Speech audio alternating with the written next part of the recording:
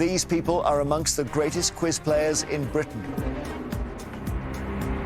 Together, they make up the Eggheads, the most formidable quiz team in the country. The question is, can they be beaten? Welcome to Eggheads, the show where a team of quiz challengers attempt to beat the greatest quiz team in Britain. They are the Eggheads. And today's fearsome foursome are Chris, Barry, Beth, and Kevin. Well, you love a good Q&A, don't you? You eggs? Yeah. You had a good one last time. Yeah. Let's see what happens today. Hoping they've got all the answers are the MK Quizards. This team is made up of friends who quiz together in the Milton Keynes Quiz League. Let's meet them. Hi, I'm Dave and I'm a retired telecoms manager. Hi, I'm Roz and I'm a freelance writer and editor. Hi, I'm Damon and I'm a retired civil servant. Hi, I'm Gwilym and I'm an IT systems engineer. So Dave and team, welcome. Great to see you. So you've brought the teams together, Dave. Yeah, so say we're two separate teams that compete in the Milton Keynes Quiz League.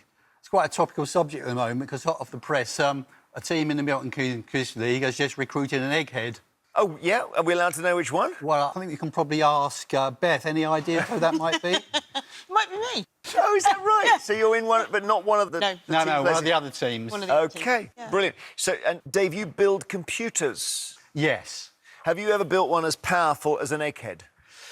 That's a challenge, isn't it? That's a challenge that probably even my level of skills would fail to challenge. So, no, I think I'll give up on that one. All right, well, listen, good luck taking them on. Challengers, we wish you well. Every day there is £1,000 worth of cash up for grabs. If you fail to win, as you know, we just keep the money, roll it over. And I can tell you, MK Quizards, the Eggheads, they were close to losing in the last game, but they've now won 16 in a row, which is great for you because it means there's £17,000 if you win today. So, first head-to-head battle is on music. Music. Who would like this? I think we'll do Roz. Would you like to take music? Sure, I'll take music. OK, Roz. Now, you can have any of these illustrious players here. We've got Chris, Barry, Beth or Kevin. Should we take Beth? Why not? The Milton Keynes connection. It's all there. Yeah, great. OK, Roz from MK Quizards versus Beth from the Eggheads. And please go to the legendary question room now. How many times a week do you think you quiz then, Roz? Oh, about 2 or 3 every week. That's online or in real life or what? Well, a bit of both, really. Couple of online games, typically, and probably once a week in the pub. And I know you're a freelance writer and editor, so you've got an eye for detail. You love crossing the I's and...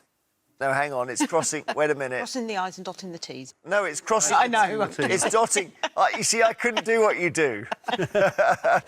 Right, Roz, good luck. 3 multiple-choice questions on music in turn, and you're aiming to get to the final and knock out Beth, a fellow MK quizzer. Would you like to go first or second? I'd like to go first, please. Here we go. Max Bialystock and Leo Bloom are characters in which popular stage musical? Hairspray, The Producers, or Chicago? I'm not at all sure. Something's saying Hairspray. Going to go for Hairspray. Dave knows, I think. Dave? Yeah, it's the Producers. The Producers is the answer. We go over to Beth. Jimmy Page was the founder and lead guitarist of which rock band? Pink Floyd, The Who, or Led Zeppelin? Jimmy Page. Now, I'm going to get this horribly wrong. Plant. Jimmy Page. I think he might have been Led Zeppelin, but probably Pink Floyd. Led Zeppelin. Led Zeppelin, you're bang on. So you're throwing some names around there. Yeah. It's Robert Plant, who's the singer with Led Zeppelin. Pink Floyd's guitarist is Dave Gilmour, and The Who's guitarist, Eggheads, is? It was Pete Townsend. Pete Townsend, yeah. OK, so, Roz, to catch up, your question. The American musician Larry Adler was best known for his skill on which instrument? Harmonica, flugelhorn, or accordion? That is the harmonica. It is the harmonica. Well done, Larry Adler on the harmonica. 1 each. Beth, your question. Good For You, which spent 5 weeks at the top of the UK charts in 2021, is a single by which singer? Olivia Rodrigo, Ariana Grande, or Camila Cabello?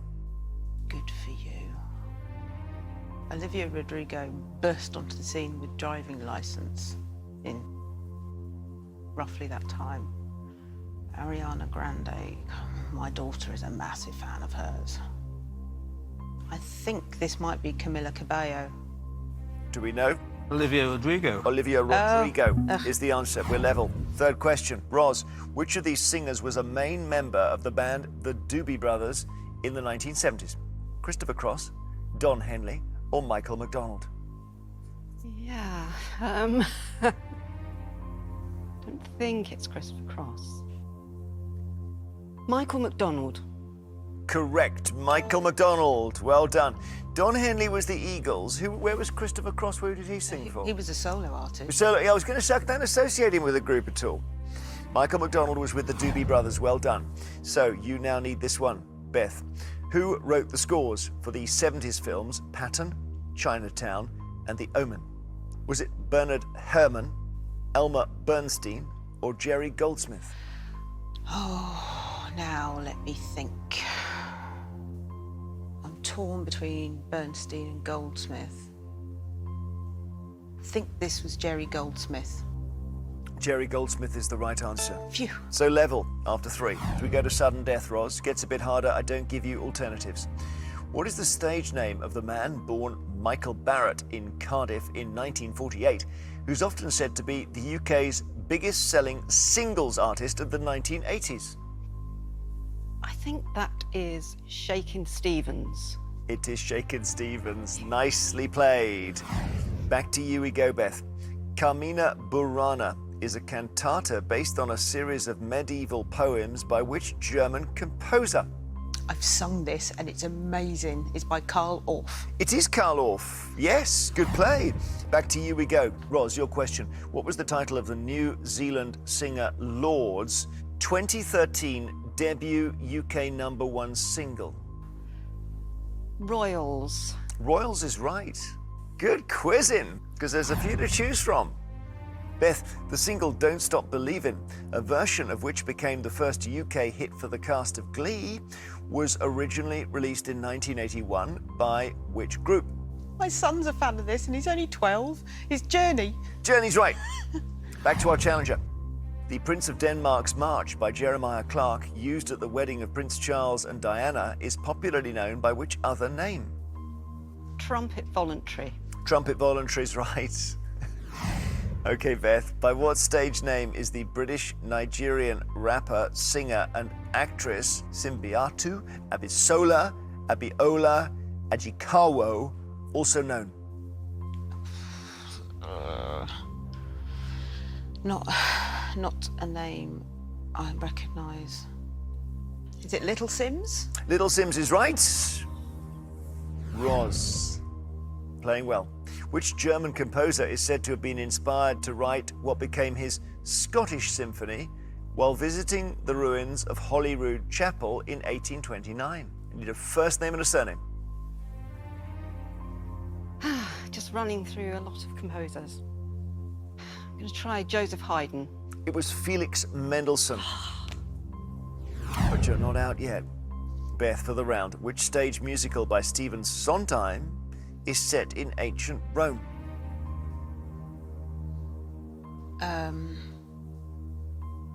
A funny thing happened on the way to the Forum. Every word correct. Well done. A funny thing happened on the way to the Forum. Well quizzed, Roz. Sorry. Just taken down there by our Egghead, who played brilliantly too. Well done, both. Come back to us. Rejoin your teams. We'll play on. So, hard-fought round there. The challengers have lost the brain, though, from the final round. The Eggheads are all still in place, and we play on with politics. Who would like politics? I think we'll have Gwilym for politics. I'll take politics. Willem, our systems engineer, against which Egghead? You've got Chris, Barry, or Kevin? I'll take on Chris. Straight there, Gwilym knows what he's doing here. Taking on Chris on politics. Please go to the question room. Gwilym, OK, up against Chris. Would you like to go first or second on politics? I'll go second, please. So we start with you. Chris, before entering politics, what was the occupation of the Ukrainian president, Volodymyr Zelensky? Was he a football player, comedy actor, or fashion model? He was a comedy actor, Jeremy. He was indeed. Gwilym, Your question. Donald Trump was impeached for a second time in January 2021 on what charge? Perjury, incitement of insurrection, or treason? I believe it was incitement of insurrection. It was indeed. Incitement of insurrection is the right answer. Chris, in 2017, Harriet Harman described which Tory MP as a deadbeat dad after he claimed he had never changed a nappy despite having 6 children. Was this Jacob Rees-Mogg, Boris Johnson, or William Hague? I think the 6 children's a bit of a giveaway there, so it's Boris Johnson. He's not the only one with a lot of kids. It's Jacob Rees-Mogg. Oh, right. Yeah, you were led astray. So, Gwilym, Lord Geit resigned from which post in June 2022? Was it Chief Whip, Attorney General, or Ethics Advisor? I think he was the government's ethics advisor. Yes, you're very good, aren't you? Ethics Advisor is right. No uncertainty. Chris, back to you. You must get this one right. Who was the leader of the Soviet Union at the time of the 1972 Moscow summit, when Richard Nixon became the first US president to visit the city? Is it Yuri Andropov, Nikita Khrushchev, or Leonid Brezhnev? That was in the time of Leonid Brezhnev. It was Leonid Brezhnev. That's right. I would have struggled with that one, actually. Well done. But you have a chance still with this question to take the round, Gwilym. Which politician who first served as the UK Prime Minister in 1868 was nicknamed the Grand Old Man by his supporters? Arthur Wellesley, William Gladstone, or Robert Peel? I think that was Arthur Wellesley. Do you know, Chris? It was Gladstone. Gladstone, William Gladstone. So level after 3. Here we are again. Sudden death. Gets a bit harder. I don't give you alternative options. Chris, which former president of France was nicknamed Le Bulldozer by his early mentor, Georges Pompidou? Jacques Chirac. Jacques Chirac is correct. So you must get this one right to stay in, Gwilym. The Labour politician Dennis Healey held which cabinet position between 1964 and 1970? Go for Chancellor of the Exchequer. I'm sorry, that came later. Any of your teammates know? He was one of the great officers of state, so it's probably Home Secretary. Defence Secretary. Defence Secretary was his job in those years. So sorry, Gwilym, knocked out by Chris, who mounted a bit of a comeback. Not your first. You did well there, Chris. We'll be back shortly. If you would like to work on a question from the Eggheads during the break, Barry's got one. Yes, indeed. My question is this: where would you find the Keeler gap and the Maxwell gap? Thank you, Barry. We'll see you after the break.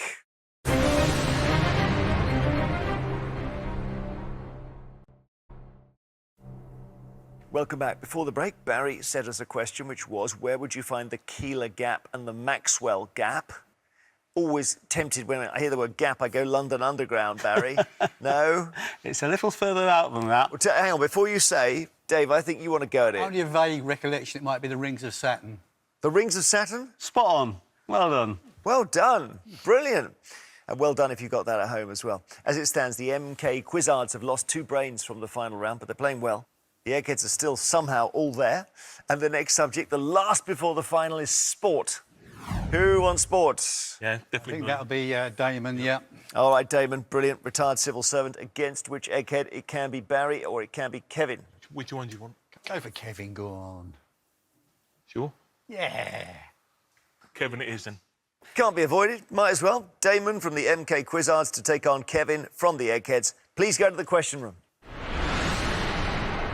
I'm sensing this is your subject, Damon.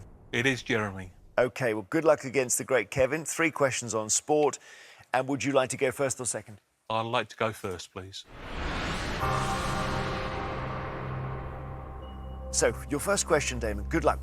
In 2022, which of these men's football teams qualified for the FIFA World Cup for the first time in 64 years? Scotland, Wales, or Northern Ireland? Well, that many years back would be 1958, which would be Wales. They got knocked out in the quarterfinals back then by Brazil. That's good extra information. Pele scored as a 17-year-old. Ah, yes, a famous thing, of course. And Wales is right in 2022. Kevin, what colour is the inner bullseye on a traditional dartboard? Is it red, blue or yellow? The inner bullseye is red. Yeah, you're right. Well done. Back to you, Damon. Who became the world's #1 ranked female tennis player for the first time in April 2022? Naomi Osaka, Iga Swiatek or Emma Raducanu? Not big on tennis, but I think it's Iga Swiatek. It is Iga Swiatek, correct. Well done. Kevin, your question. All Olympic rowing events are raced over a distance of how many kilometres? 1, 2 or 4? 1. Gasp. 2. Is it? Yes, 2. Sorry. Okay. They're raced over a distance of 2 kilometres. Okay. It's interesting, Damon. If you get this one right, you've knocked out the great Kevin. The Northern Irishman, Joey Dunlop, recorded a record 26 victories at which of these sporting events? Henley Royal Regatta, Cheltenham Festival, or Isle of Man TT? Isle of Man TT. Yes, and you've knocked Kevin out. Well done, Damon. What a thing. No way back for our egghead there. 3 to our challenger. Perfect round for Damon. Let us see now what happens in the final as the challengers play for £17,000. So this is what we have been playing towards. It's time for the final round. As always, it's general knowledge, but I'm afraid those of you who lost your head-to-heads won't be allowed to take part in this round. So Roz and Gwilym from MK Quizzards, but also Kevin from the Eggheads, would you please now leave the studio? OK, Dave, Damon, you're playing to win MK Quizzards £17,000. Chris, Barry and Beth playing here for something that money can't buy, which is the Eggheads' reputation, the shirt that you're wearing. As usual, I will ask each team 3 questions in turn. They're all general knowledge. You can confer, gentlemen. And we're going to find out if your 2 brains can defeat these 3. You've knocked out Kevin already. Let's see. Dave, Damon, do you want to go first or second? Should we go first? I'll go first. We'll go first, please, Jeremy. OK, good luck. Which character from Greek mythology died after falling in love with his own reflection? Is it Nemesis, Narcissus, or Nike? It's Narcissus, 100%. Yeah. Narcissus. Narcissus is right, well done. Eggheads, what is the name of Prince Harry and Meghan Markle's daughter, born in June 2021?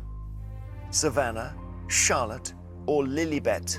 Lilibet, isn't it? Yeah, Savannah's Peter Okay. and Charlotte is. Well, convinced on this, it was Lilibet. It was, yeah, with a bit of Diana as well, was it as well? I think that's one of her middle names, yeah. Lilibet Diana, maybe? Lilibet is right. Over to you, challengers. Which cartoonist, born in Cheshire in 1936, became famous for his collaborations with the writer Hunter S. Thompson? Ralph Steadman, Gerald Scarfe, or Ronald Searle? I don't think it's Searle. I think it is Ronald Searle. Do you? Yeah. Well, Searle did the books, didn't he? The 1066 and all that. Yeah, he's had a lot of collaborations. He's been around a long time. The only one I haven't heard of the first guy. Scarfe did all those outlandish political cartoons, yeah. extreme cartoons, extreme features. But so didn't Searle do the 1066 and all that with another bloke? But I don't know the first guy at all. So if you think it's Searle, go for Searle. I'm not at all sure. I think I'll have to. Yeah. We'll try Ronald Searle. Ronald Searle is your answer. It's tricky because these 3 options get a bit jumbled in my head. I wonder if you got it right or wrong. Ronald Searle, go first. Is that Molesworth? Molesworth, Centrinians. He was a POW of the Japanese in the Second World War. Oh, of course, I remember the sketches from that, yeah. Gerald Scarfe still going. He did the Pink Yeah. Floyd stuff, I think. Pink Floyd, The Wall, Yeah. Sunday Times. Steadman. Can't call him to mind at all, actually. The name rings a bell, but Who would you have gone for here, Eggheads? I would have gone for Steadman. Kevin, who would you have gone for? I'd have gone for Ralph Steadman. The answer is Ralph Steadman. Eggheads, to take the lead in the final round. Which of these alcoholic drinks is combined with vermouth and Campari to make a classic Negroni cocktail? Gin, rum, or vodka? Gin. I thought it's gin. It's definitely gin. All right, good. I'm in good luck. All right. My cocktail drinker on my left assures me, which I fully comply with, that it's definitely gin. Gin is right. Well done. So they're ahead. And you must get this one right, challengers, to stay in with a chance of winning £17,000. The Irishman Philip Tracy is best known as a designer of which of these items? Dresses, shoes, or hats? Hats. Hats is right. Well done. No uncertainty. But the Eggheads can take it with this. Your third question. Who plays the title role in the 2022 film Elvis? Is it Timothy Chalamet, Austin Butler, or Miles Teller? It's Austin Butler. It's I got saw to, it last yeah. week. Oh, OK. Well, Timothy Chalamet is in Dune. Miles Teller. Well, fortunately on this one, I saw this film last week, so I know it's Austin Butler. Are they right? I'm not sure, I don't know. I think they're right. Yeah, it's a great performance as Elvis by Austin Butler. And with 3 out of 3 in the final round, we say congratulations, Eggheads, you have won!